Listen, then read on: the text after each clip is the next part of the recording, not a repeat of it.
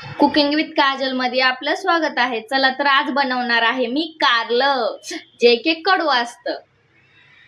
तर त्यासाठी मी पाणी ठेवलेले उकळायला, त्यात मीठ टाकून घेतले। आता हे आपण वांगे कसे कट करतो त्याप्रमाणे वांग हे कारलं कट करून कढईमध्ये शिजायला ठेवायचंय। बघू शकता त्यासाठी मी शेंगदाणे भाजून घेतलेत कारल्यासाठी, खोबरं, कोथिंबीर, लसण, टमाटर ते तळण्यासाठी तेलामध्ये ते कापून ठेवलेले मी। चला तर आपण ह्याचे वांग्यासारख्या कट करून आणि पाण्यामध्ये उकळायला ठेवू। कारले मी शिजवून घेतलेत असे बघा।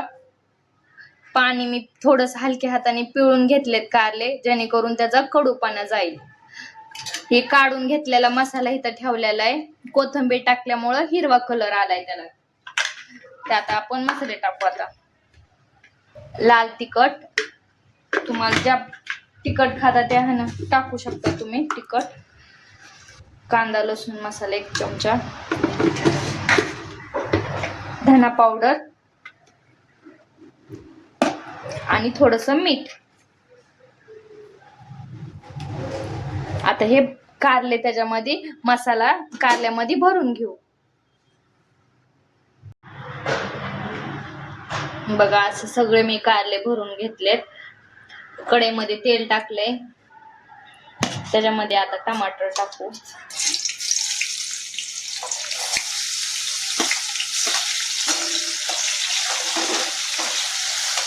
छान असं तळून घेऊ। छान असं टमाटर आपल्याला तळलेलं आहे। त्यात आपण हे मी थोडंसं भरलं आणि बाकीचा मसाला ह्याच्यामध्ये टाकून घेणार, तो ह्याच्यात फ्राय करून घेणार आहे छान।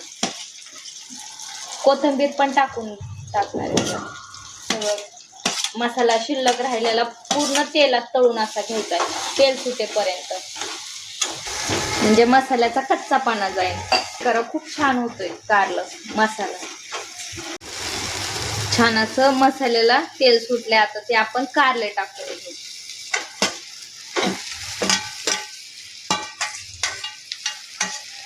छान मिक्स करून घेऊ। हळद टाकू,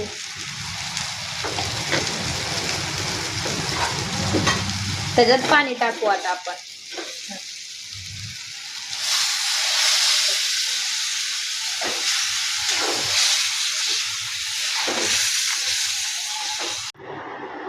बघू शकता आपली भाजी उकळलेली आहे छान। चला तर प्लेटीत घेऊ।